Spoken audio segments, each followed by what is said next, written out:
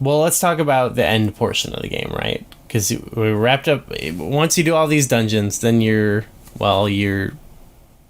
sent to the forest. The Eternal Or that. Forest. Before that, you get all the sanctions, and then Null shows up as an echo of Zelda. Oh yes, which that's Or kind of that was kind of a classic thing, right? To see the evil Zelda, that took me back to Twilight Princess. Yeah, classic. What do we think about the? I mean, did you go to the forest? Did you try going in the forest before you explored it? I explored the full fort. I already had all the warp points. I already went all there. Okay, so you were like, "Oh, great, I'm ready for this."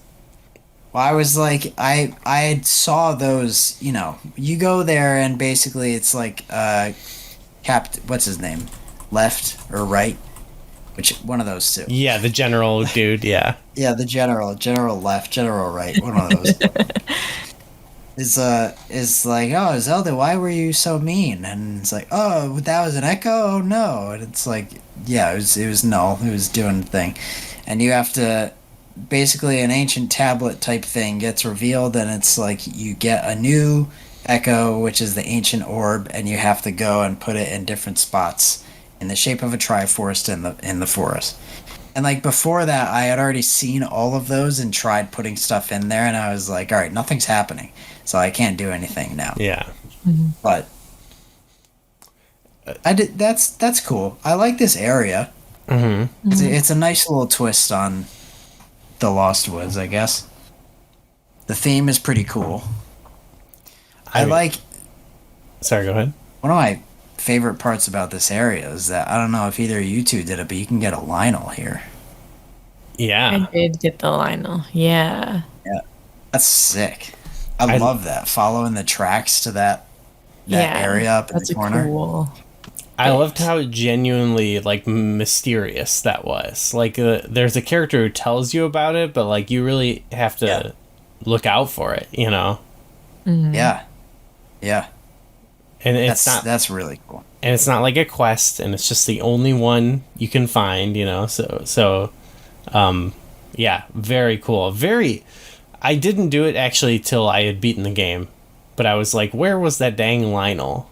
But it's so powerful. And one thing I like to do was bring it out and then do bind while riding the horse. And just as I'm going by things, it's just like That's crazy. I'm pretty sure you can bind. Yeah, you can bind while on the horse, and or at least you can drag it around with you, and it's just like killing things. It's so powerful. It's crazy. Love the Lionel. That's pretty sweet. Actually, speaking of bind, I meant to say this in the dungeon that we just talked about, but I like the little section with the icicles that drop. And you have to like bind them and like climb. Again, great side-scrolling parts with that, and you could use them as like shields. You know, oh, that was very satisfying. Yeah.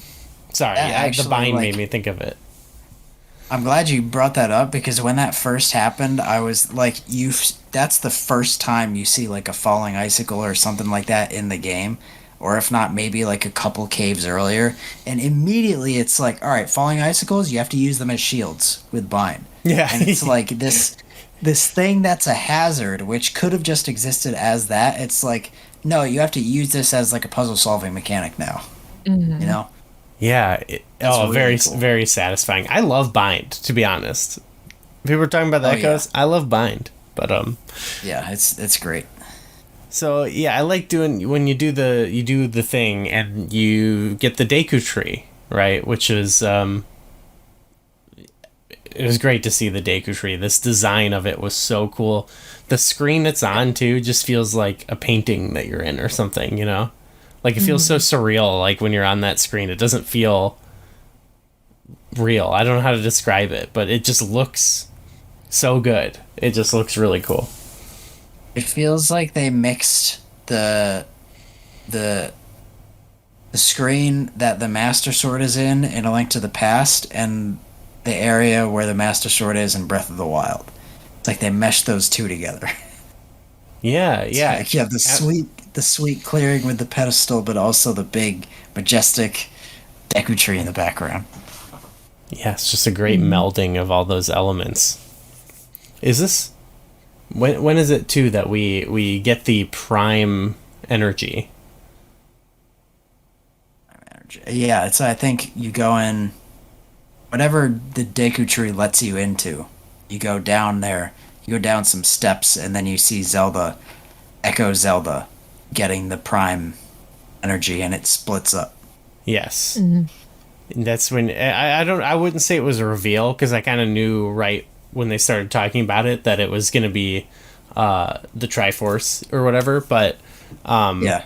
I thought that was a very cool part of the game because like it brought back some of the mystique to the item to the object of the Triforce that I feel like, well, it had been gone for a couple games, but it almost had like become. And I mean, I guess if you go back to the original Legend of Zelda, it's like it's a little triangle you pick up at the end of a dungeon. So it always has kind of been like, oh, this little trinket you collect. But it brought me back to in A Link to the Past where everyone's talking about this and people have different words for the Triforce. And a lot of people don't Golden power. Yeah, the golden power or, something like that. And it's this sort of like, it is this sort of mythic, like godly item because like people don't have this like familiarity with it, There's something mysterious about it. So I just really like that aspect of the game, the prime energy, which makes sense because it's the thing that created everything. And it fits along well with the backstory of Null and everything. Oh, it was very cool. I was gonna ask why you think they called it the prime energy because to me, it felt a little like, all right, we know it's the Triforce, so like, or well, I guess at first I was like, are they trying to do some sort of like separate thing? Because I think what's the thing in Spirit Tracks? The Light Force. The Light Force. Called the Light Force, I think. Yeah. I'm pretty sure it's the Light Force, but I don't think that is the Triforce. Or, well, I don't know. It's presented almost as, like, a different thing. So I was wondering, like, are they trying to do, like, there's some separate thing called the Prime Energy, but then it was like, oh, it's just the Triforce. And in my head, I was like, why did they call it the Prime Energy this whole time? Why didn't they just call it the Triforce? But if it's like what you're saying, Goo, where it's just kind of like almost like a colloquial this point in time, or at least the way that everyone's familiar with it, they just talk about it as the prime energy, not the Triforce TM, Yeah.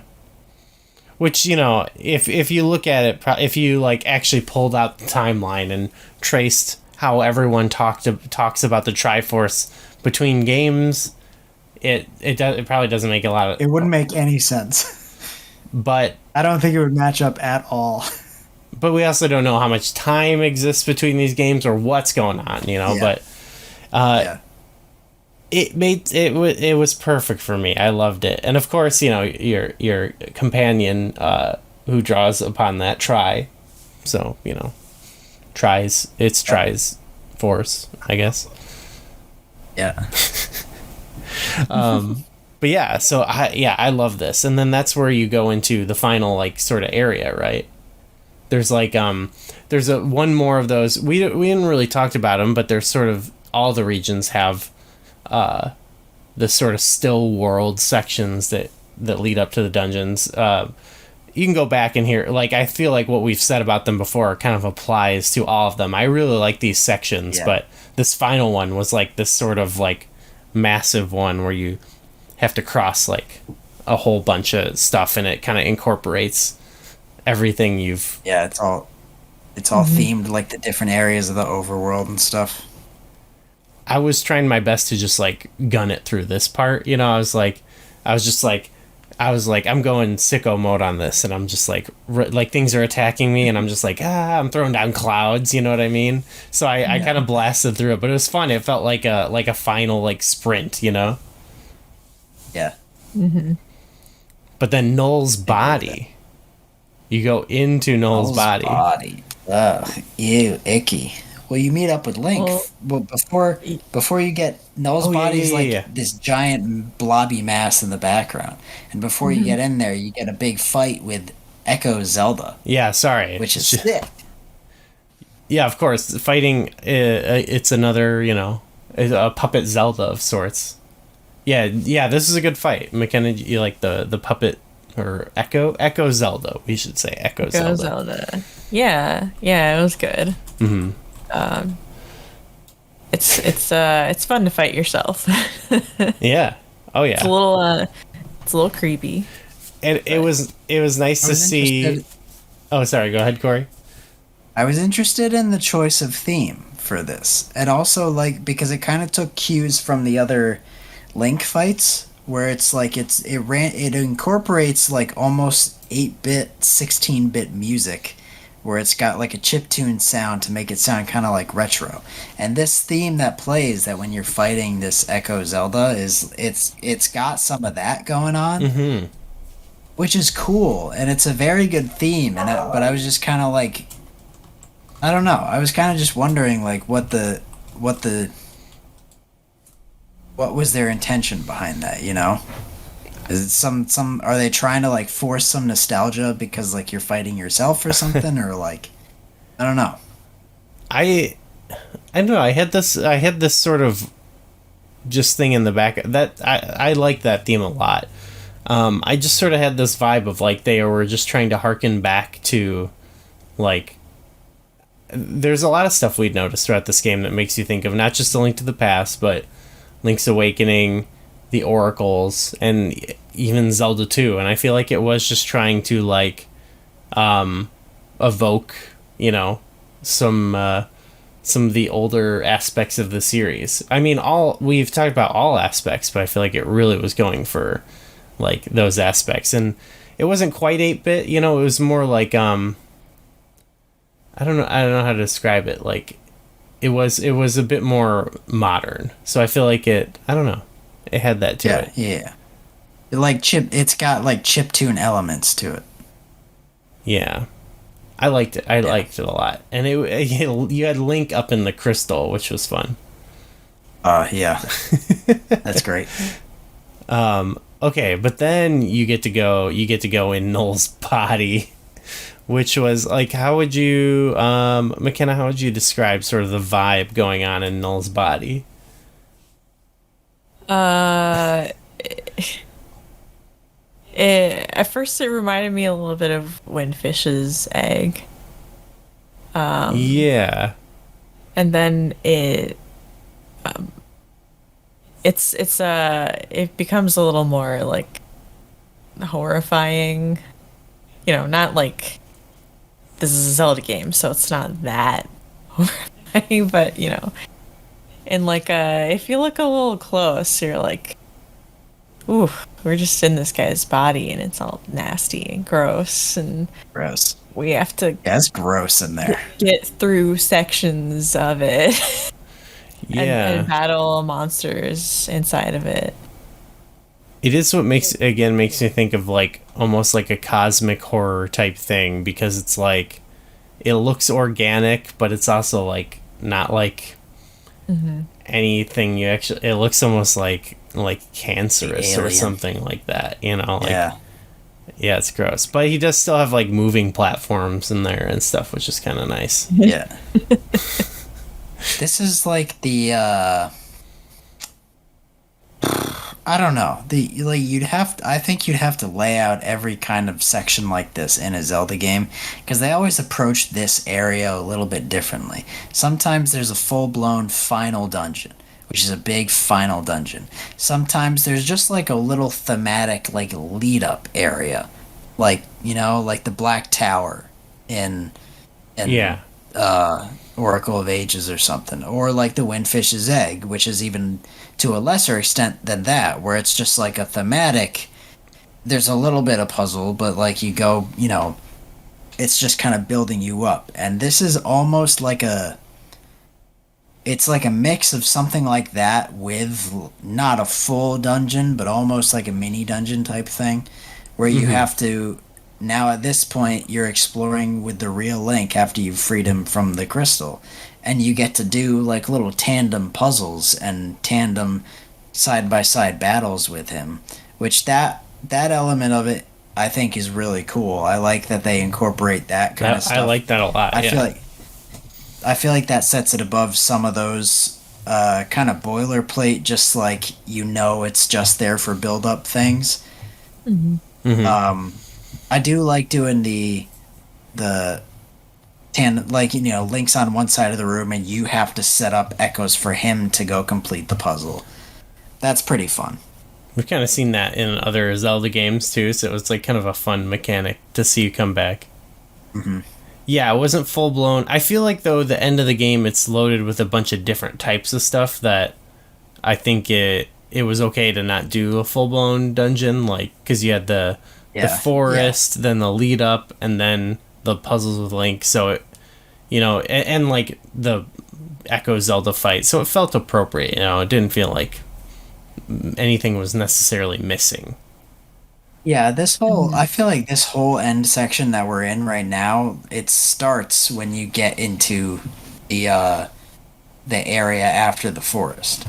And I would say everything from there to the end is like the end section of the game. Oh, yeah. So I feel like if they had a full dungeon in it, that would have felt really long. Though, I don't know. I'd been open to it. I would have been fine with it. That's true. The Null fight itself too had there's like a lot of parts to it. I feel like it was a pretty expansive final boss. What'd you think, Corey? I have a lot of thoughts, I think, about this. Okay. The final thing with Null. I kind of want to hear what you two have to say about it first. Okay, do we want to talk about like the different phases, I guess, maybe? Because there's three distinct phases. You get the initial... I'm trying to remember. The initial one is like you're fighting him and his body. I'm trying to remember how that's different from the last phase. But it's like you get a phase with him and his like blobby spherical-ish body. And then there's like a swimming phase. And then there's another final phase. Yeah, the first part it's all... I will say, all of it's crazy. All of it's wild, It does feel like frantic. The whole thing... Yeah, through the whole thing, you kind of feel like you don't know what's going on around you. Very cool aesthetically and, like, thematically. Yeah, I think, so the first phase and the third phase, I feel like, were, like, the third phase was just, like, a crazier version of the first phase, where they're, like, summoning... They start summoning, like, bosses and stuff in the third phase, which was... absolutely wild, and like creating these giant huge echoes. Yeah, like even there was like the Ganon echo comes out in that. 3 of them at times too. I liked that middle part though too, because I don't know, I liked swimming in this game. I think this is some of the best swimming in Zelda. So it was cool to really pay funny. A nod to it at the end.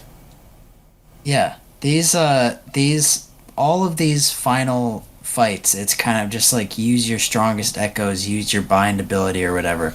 And it's funny that like in the middle of that, in the second phase, I find myself using the chomp fin a bunch of times that we were talking about from like the second dungeon area of the game. The chomp fin a ton in that section. But yeah, you get everything like a Goma comes out and spits webs, whatnot. Yeah. I was fond of this, and like not to mention that, but like so many of the games, like they find ways to incorporate Zelda into a lot of games. Like I think of Wind Waker, you fight alongside her, and other ones, but it was cool to like. This will tie in a little bit with the ending too, but like there was something to it where it started to affect me emotionally. I want to speak to this from an emotional perspective, where, all these years of playing Zelda and being Link, and there was something about it where I'm playing this game, and at the end of this game I've been working through, and I'm right there alongside this guy that's been there. I've been this guy, but I've basically been with this character as my little avatar for like 30 years basically of my life, and now here I'm fighting alongside this little guy, and there was something like sweet about it. I don't know, it was cool to be with Link, to be fighting the boss with Link. Yeah. it definitely, there was a lot of parts like that in the game where some of the nostalgic aspects of it, like kind of hit me in ways that even some of the other games hadn't. Some of the other games I played in my adult life, I don't know what it was. Maybe because it was so like going back to an older style of game, but I don't know. McKenna, what'd you think of the fight? It was crazy. Lots of stuff going on. Sometimes I was like, I don't know, what am I doing? Am I doing the right thing? There's a lot going on right now. But it definitely made me think, especially you see Null, and he looks like another one of the tries, and I don't know if some people interpret it as like, I think some people interpret it in different ways, but I interpret it as like Null, because he comes from nothingness, so he doesn't really have like a sense of identity beyond this. Mm-hmm. So like everything he does is based on like things he encounters. So he's like taking the form of the tries, which is what's been fighting him. So like maybe he thinks of them as like an aggressive force, and like that's him taking on an aggressive figure, and everything he's sending at you is an echo, because that's all he knows. Mm-hmm. Because there was nothing before. Yeah. Yeah. That is an interesting take on that, because I was wondering that myself. My thought on it was like, because when you like tries friends they are, to me, they're like sort of these condensed just forms of this prime energy, I guess. I don't know. I don't know how to.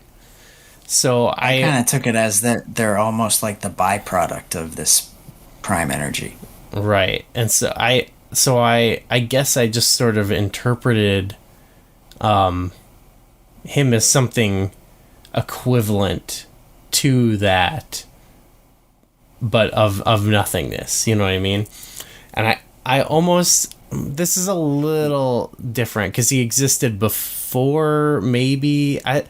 I feel like, you know what it could be then? He's like the antimatter of the tries. That's what I was like trying to think of, because it's almost like antimatter. That's like if we're talking like Big Bang, crazy cosmological stuff like that. That's the idea, is that like antimatter is kind of like the filler that matter fills up, right? Mm-hmm. So you can't have it without the other. Yeah, like they say, it's like presumably it was just there before, but it almost seems like where does the prime energy come from in a way? So I feel like they almost like exist in a connected way. That, yeah. The way I almost thought of what I thought of it was McKenna, you may know of the the creature Armus from Star Trek: The Next Generation, who's literally just like a big black thing of goo, who is literally the byproduct of this like race of higher beings who they were able to like excise themselves of all of their like bad attributes and go off and do whatever in space, and they just kind of left him to be alone and be this just like evil goo ball that they left on some planet. And I sort of got that sort of vibe of it, even though that's not exactly how the story was here. I sort of got that, like, there has to be some sort of like weird connection between the two of them, you know? That even though they present it as like,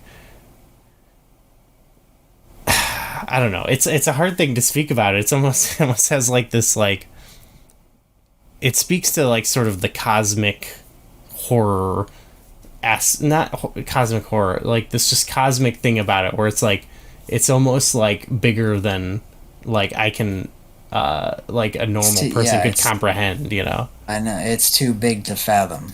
Yeah. Which makes it scary. Yeah. Yeah. Yeah. So yeah, it was a good fight.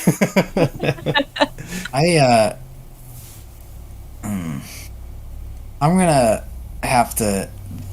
This is gonna take a little while, I think, to fully settle with me, because there are a lot of things at play that I think we've touched on that I agree are like very interesting to think about.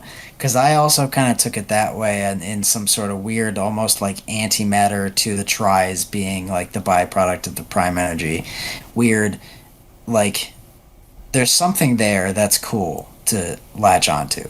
But there were a couple things about this final sequence that were pretty definitively disappointing to me, actually, which kind of left a bit of a sour taste in my mouth for the very end.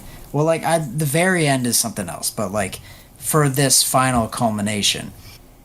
One is that I guess it was just kind of like my expectations, because you don't get a lot about Null in this game, right? We talked about how you only really first get the idea that there's something else behind all this during the Hyrule Castle sequence, where you get a little like sneak peek, and like it's creepy, weird, like scary monster like hands popping over, and there's like a shrouded body, and you're like, oh my god, what the heck is that thing? What's actually... And that's when you get the sense of like something more sinister is behind this whole thing, right? And then, like we just mentioned a little while ago, after you complete a couple dungeons, you get the lore drop of like, oh, this the thing that's like behind this is Null, and it's like this cosmic being that's not even strictly evil. It's just like a force of existence that was there, and like when the goddesses created the world, it didn't like that, and now that's why rifts have been popping up throughout time, and it's just like happening a lot now. And the mystery behind Null was like building this whole time, and then after that, the only exposure you get to it is in the form of echoes, which I was like, oh, that's really scary. That's really cool that you're just seeing it through these mediums, through this echo evil Zelda. And then by the time we get to like, and even then you get into the still world, and it's like Null's body. It's this huge, creepy, weird mass shape, and it feeds into that like that cosmic terror element of it, of like, what the heck is this thing I'm gonna face? And then you get the big reveal, and the shroudedness goes away, and it's just kind of like an unassuming looking blobby guy that has those arms. And I was just like, oh, that's it? That's the guy? Like, I was kind of, I don't know, I was hoping for something a little more like that fed into more of that, like, what the heck is this terrifying thing, you know? and we got that, and I was like, oh, that's interesting that it looks like the tries, but also the tries very definitively just look like friendly little guys. So I was kind of like, this is the big bad scary like equivalent to the goddesses, but on the other side thing. Well, which it. I also thought too it looked like the tries because it had been absorbing them as well. You know what I mean? That too.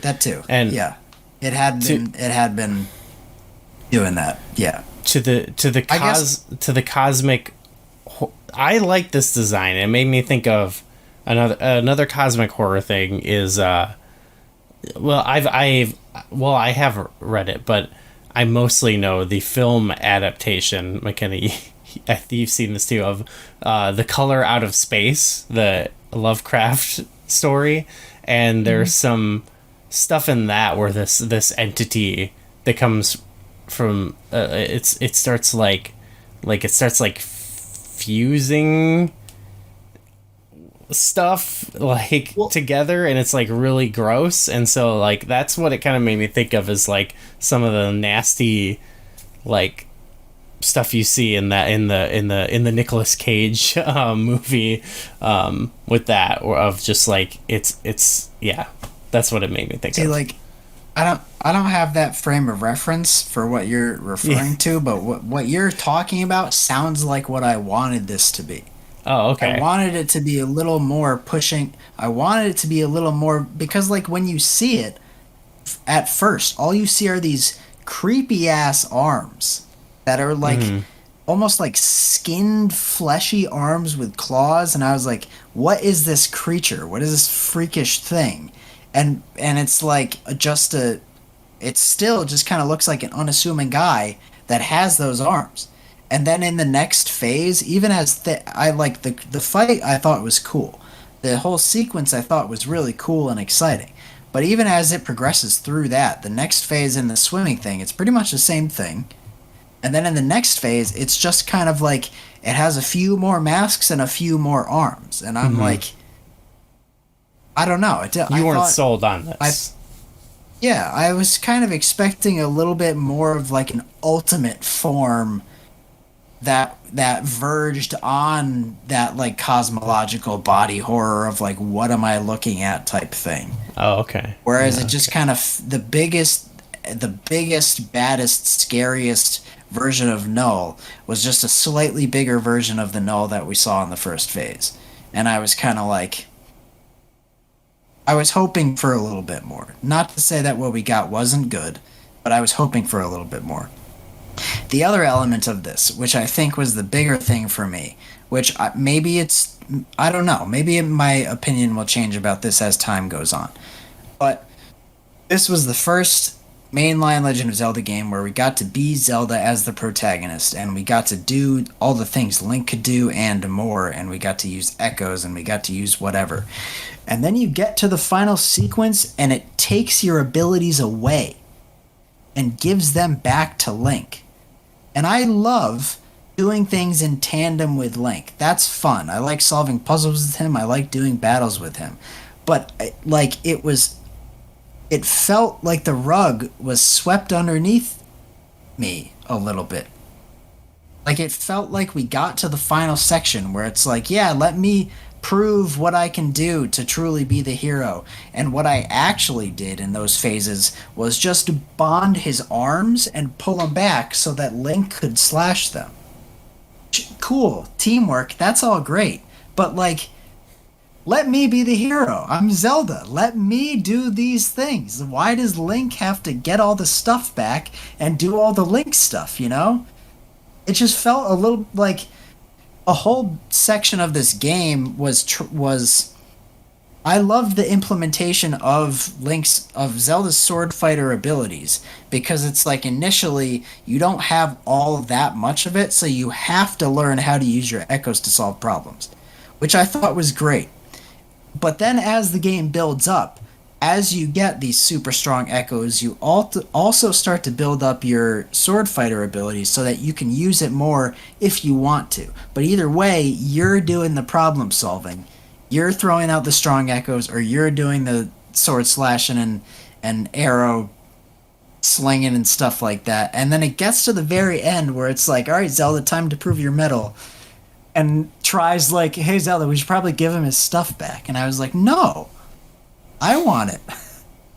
I want to do this stuff. Yeah, I didn't have that at all. Because I felt, for me, the sword fighter ability was, like, for me, the combat loop was strategizing with your echoes and then using sword fighter mode to supplement certain things.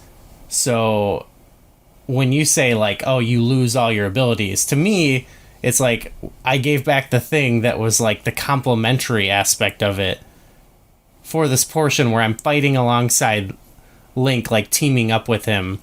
But I'm still doing the thing that, like, that's the Zelda thing that I've been specializing in this whole game. So I just, that until you said that now, that never even remotely crossed my mind. It was literally like, oh wow, okay, cool. I'm fighting alongside Link, you know. Like, that didn't even register to me at all. Well, for me, I feel like that's why it speaks to me so much that I felt this way, because in the beginning of the game, I didn't want to use sword fighter form at all. You know, and the beginning of the game, especially in the first few dungeons, I was like, the echoes are so much cooler. Let me just use the echoes.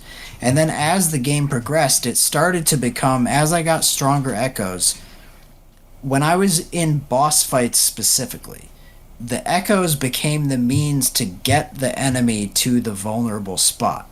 And then it was like, okay, now's my time to use the sword fighter ability and do real damage. But to me, that's the least interesting part about the boss fights. Like, to me, especially in a Zelda boss fight, the interesting thing is what you do to stun it. When I'm hitting it with the sword, it's like I'm just inflicting more damage on it. It's not that... I didn't feel, like, robbed of, like, darn, I don't get to... I agree with that. But if... on the flip side, it would be like if you get the enemy to the vulnerable position... where it's like now you can slash at it, and then instead of slashing at it, you just send a bunch of echoes at it to do damage, which I know I've seen people do. I've also done that on occasion, depending on the boss, and I don't think that's a bad way to fight things. But for me personally, like if I do that, I'm very actively aware that me as the player character is just standing like 15 feet away being like, yeah, get the damage there. And it doesn't feel like I'm the one that's doing the thing. And specifically with this final boss fight, and this kind of applies to the first phase and the third phase, what I was doing the whole time is I was sending out echoes constantly because I was like, they must be doing damage. Even though I wasn't really sure if they were doing damage, I was just kind of sending them out because it's like, well, that's all I can do right now anyways. And then what I would do is I would bind the arms and stretch it out fully, and then I would see our hero Link coming in, slashing it, and you know, you're teaming the arms up, off. Teamwork. Yeah, but like I wanted to do that part. Like let Link pull the arm. I want to slash it off. But to me, I'm like, oh, I'm using the bind ability, one of my favorite abilities in this game. I mean, I guess maybe I could see, but it just never crossed my mind, like fighting it. I literally felt like Link to me was the companion to me in that part. He was basically like a super echo. You know what I mean? Like, it didn't feel like he's playing the game and I'm just watching. I felt like he is aiding me in this battle like the echoes do, but he's not gonna die. I think the saving grace of this sequence is that, like, basically once Null's like body and armor starts to fall apart enough, you get to see the prime energy, and you get to do the bind, and you get to have that awesome moment where you basically like rip it out of him. Together, and that's too. Super cool. It's very together. Yes, but let's this bind ability that you don't think is very good. That's the coup de grace. Bind is awesome. Bind is awesome, but what I'm saying is, like, consider this. You're playing Wind Waker, right? Classic tandem battle. Zelda's role in that whole game, in that whole fight, is takes the mirror shield. No. No, you take the mirror shield. Yeah, there you go. She's using the actual combat. No. That's what I'm saying. The role in that is you have the mirror shield. Zelda has the bow of light. You have to set it up so that she can shoot the bow of light into Ganon to stun him, and then you deliver the blow. What if it were reversed? You had the bow of light, Zelda had the sword and shield, and you're shooting you're still doing the thing to stun Ganon. You're still doing that role, and then Zelda's the one that jumps up and stabs Ganondorf in the head. Like, it would have been cool, but it wouldn't have felt nearly as satisfying if I'm not the one pressing A to win. You know? No, I don't know if that works. That makes sense to me. You don't think so? That's how I felt. You laid the final blow on. Okay, well, okay. You rip it. Yeah, I did love that you rip out the prime energy. I thought that was sick. Yeah. So in your example of Wind Waker, it's not the same thing because you would still be doing that. It is because that's only. It would actually be sick if you were shooting the bow. That would actually be kind of cool. If you're shooting the bow and then not going up to damage him? No. It's you have to do that multiple times. Oh, right. You have to do that. That's just the very final part. But that's what you do for that whole phase, is that Zelda shoots it at you.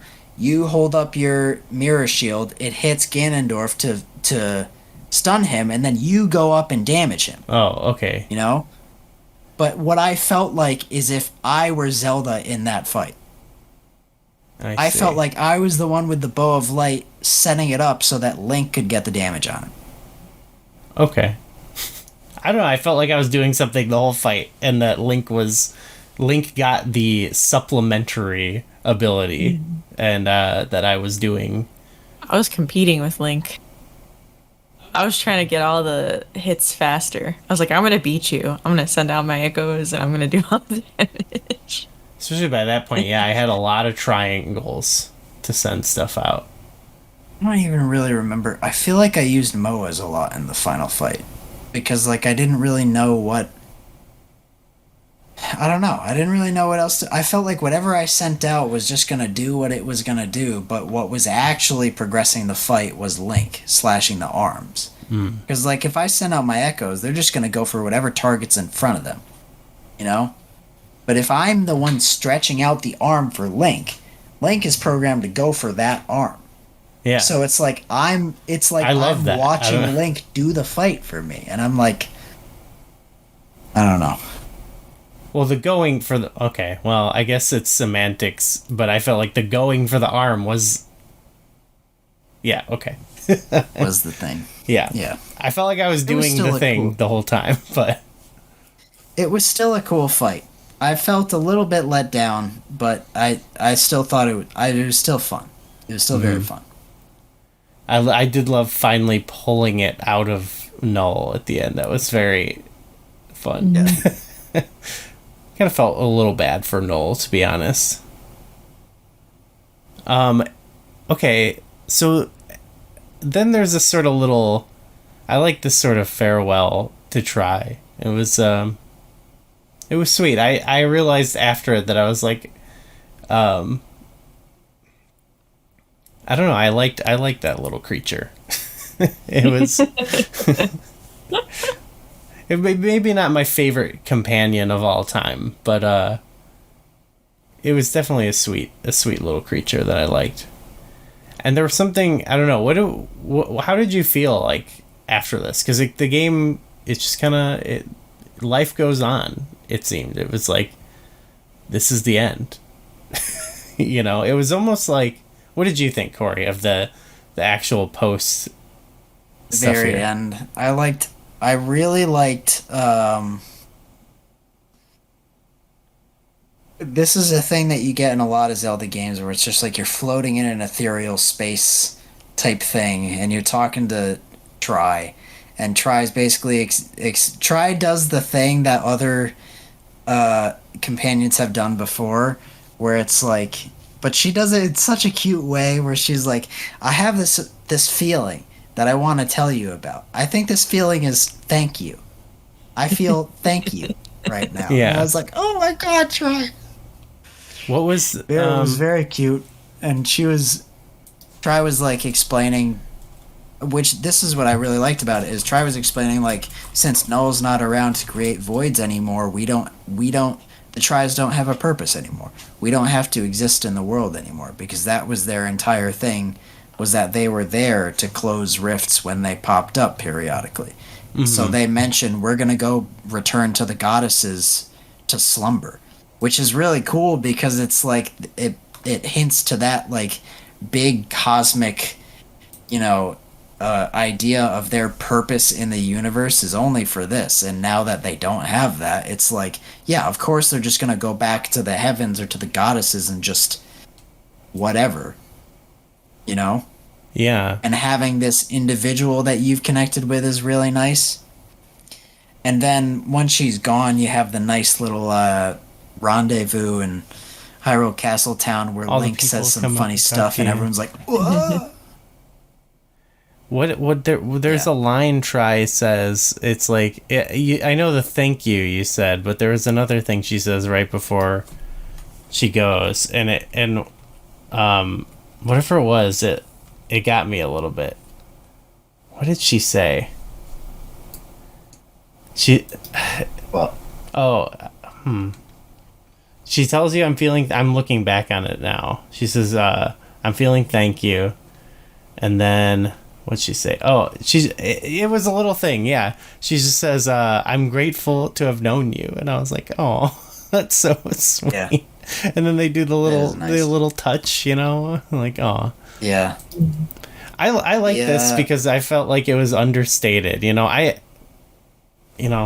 I catch strays for it, but like I'm not often, I don't get it it's similar to the Fi moment in Skyward Sword. Yeah. And I'm not often sold by that moment. I don't feel like it's fully earned. I'm just like, get out of here, Fi.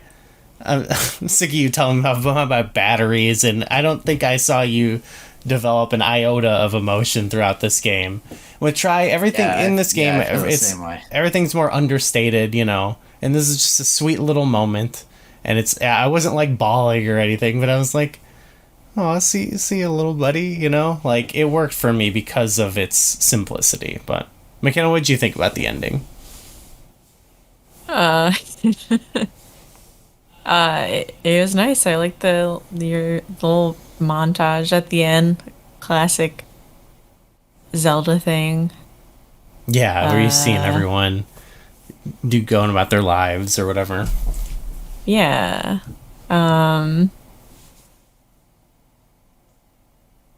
Yeah. I don't. Yeah. It was fun to see the balloon, the Conde's bro balloon. His brother comes back. Yeah. Aw.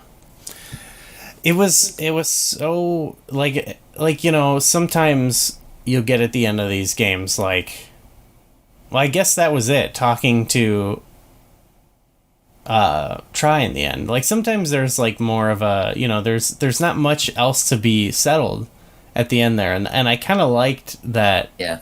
It was just sort of like life goes on. There's something, again, like there's something bittersweet about it. I feel like because it was like, yeah, I don't know what it was. Maybe it's just like the first time.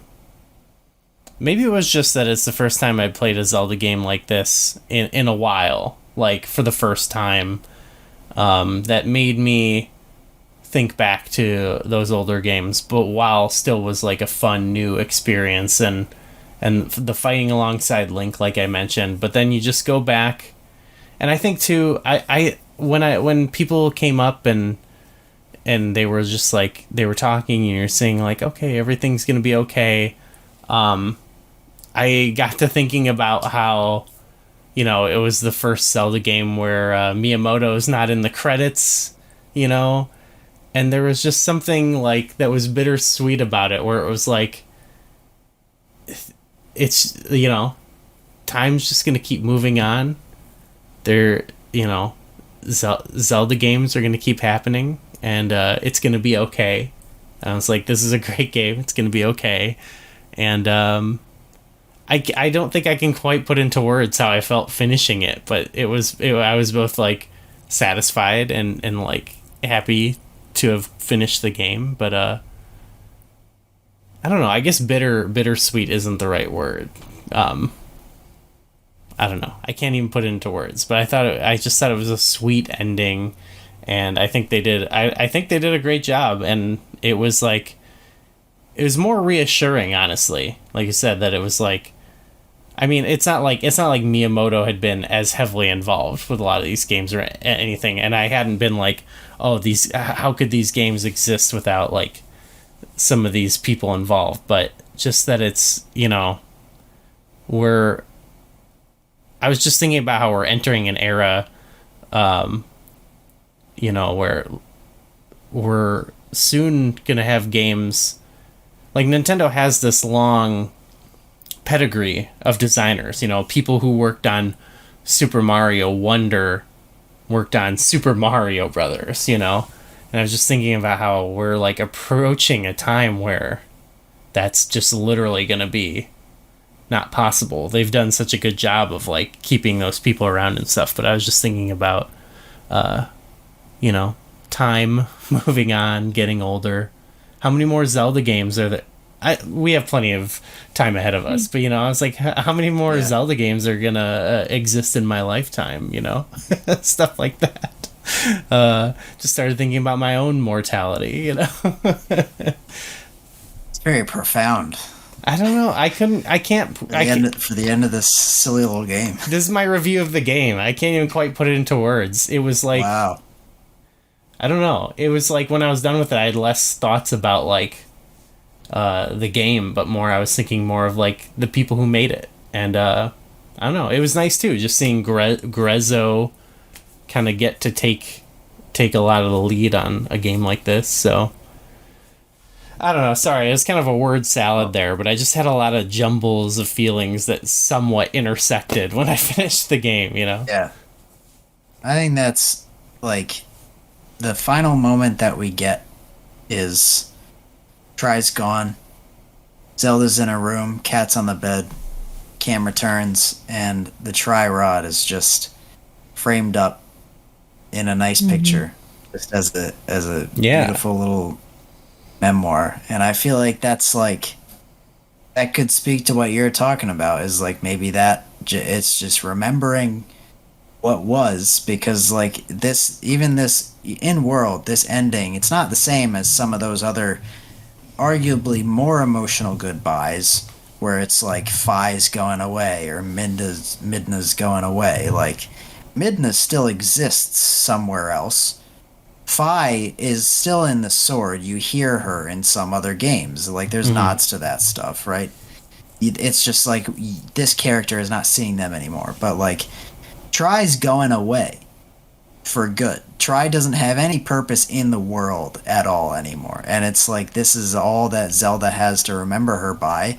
And it's just a memory, It's just nostalgia. That thing's just going to sit up on the wall and she's going to look at it. She's going to look at it every time and remember their time together fondly. And, like, I think that's... I didn't realize that Miyamoto wasn't in the credits for this. I'm pretty sure that's true. I think this is the first Zelda game without him in the credits, yeah. That is crazy. But that being said, it's like, so much of the reason, like, talking to Grezzo, being able to fully develop their own Legend of Zelda game, obviously with, like, the involvement of Nintendo, but basically this was their baby. This was their, and talking, reading the talking with the developer series or whatever, they tapped every level of Grezzo to get ideas for this game from people who love the Legend of Zelda series and have been playing it for such a long time. It is like a passing of the torch, but it's not just. I feel like that's part of where the reassuring aspect of it is. Like, we wouldn't. There's a world where this game is made by Nintendo. It's made by those legacy developers, and we don't get any references to Anuki. We don't get MOAs. We don't get Ararudas. We don't get blending of these timeless elements from so many different Legend of Zelda games. We just get whatever the next thing is. And I feel like that's part of what's so cool about this game, is that like it really does feel like a love letter from fans of Zelda to fans of Zelda, which is pretty sweet. Yeah. Yeah, it was nice. So shoot, this has been long. Thanks to both of you. Maybe it's a 3-parter. Well, yeah, I mean, I guess, how do we sum up our final thoughts? Maybe we don't. Maybe we don't need to do. This is not a full review. We've just walked through the game, given our thoughts. We'll obviously hit on more topics too. Maybe we're not gonna do a review, I don't think, but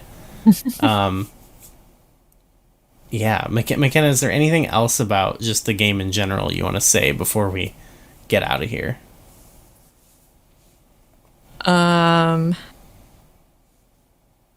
This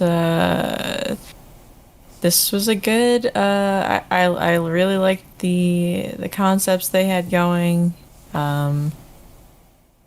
Like you said, Corey, it was definitely a love letter from Zelda fans. It had so many references that I wasn't expecting from earlier Zelda games, and I'd love to see the echoes in another game, with maybe a different spin. See other references from other games too. But yeah. Where would you put it amongst your favorite Zelda games? Like, we'll get into it more, but like I said, in lieu of like full on like review, just let people know what did you think about it overall? Where would it stack up? I kind of, we did some rankings. Mm-hmm. I had a hard time placing it, but I think I placed it around Link's Awakening. Okay. Which, it's in my top 10. Okay. It's not in my top 5. That's probably where we'll get into this more, is we're gonna probably react to the best Zelda ever list when it comes out and give our own rankings, but so we'll go into it more there as well. But okay, top 10. Corey, where do you got it? I was gonna say, I don't remember what I was gonna say, but pretty much very spot on with what McKenna said. Mm-hmm. In my top 10, not in my top 5. So it kind of like same. There were elements of the game that I think. Oh, what I was gonna say is that this is something that I love that we were saying this from from seeing trailers of this game, is like we are watching the evolution of this series. We're in the future right now. We are watching the future of this series play out. The huge, groundbreaking Breath of the Wild and Tears of the Kingdom rollout. Oh, yeah. Which broke all conventions already in a time where they were trying to break conventions. And now we're seeing how that looks moving forward. How does it mesh with the old formula, if at all?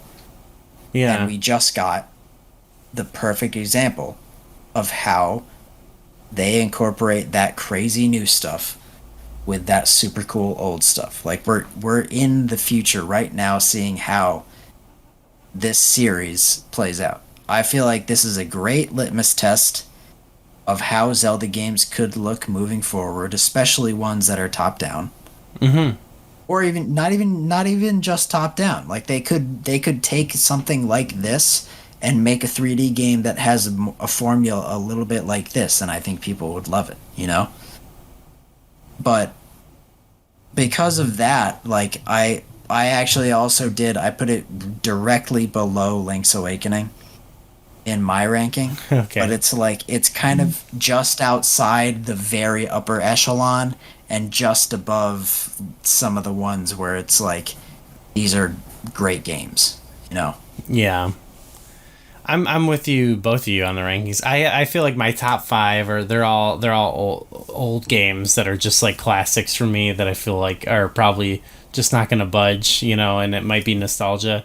And I think what you just said, Corey, too, speaks to the bittersweet element where it felt like, you know, it felt both like, hey, this was a reminder of a lot of the old things we love, but also did feel like it's a little bittersweet because we're moving on. Like the series is going to new places.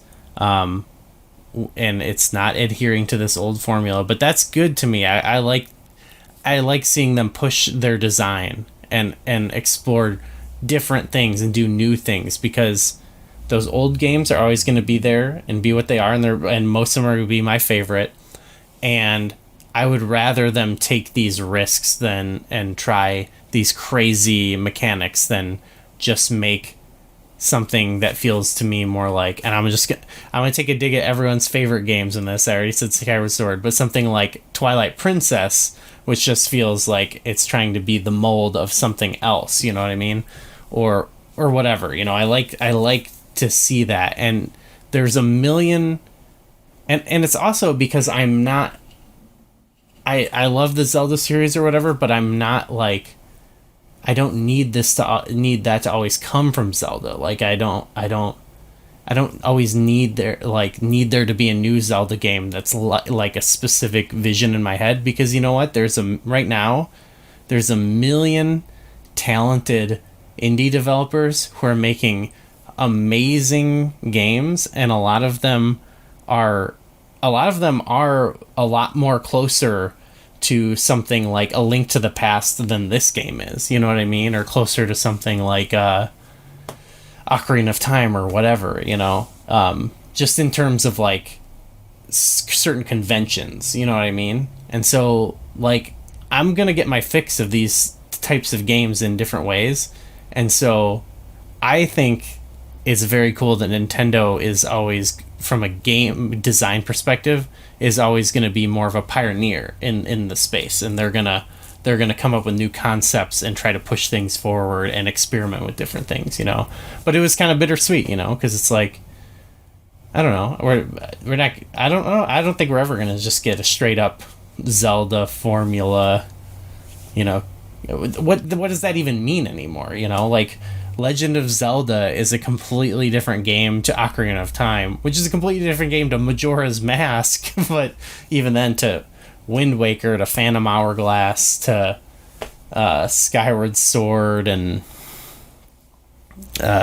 Tears of the Kingdom, to this, you know? It's like, it's all over the place, and I love it. Yeah. Yeah. Yeah. Yeah. They're always innovating. Well, again, thanks to both of you for this epic recording session, but thank you. Yeah. Mm-hmm. All right, everybody, leave us a comment with more topics. We will continue to talk about this game, but we're also going to bring back now some of our other series, and we have also some new ideas, so stick around to the channel. I almost feel like excited now to go out and try and do some other stuff, you know? So. But yeah. All right. Thanks, everybody. See you later. Bye. Bye.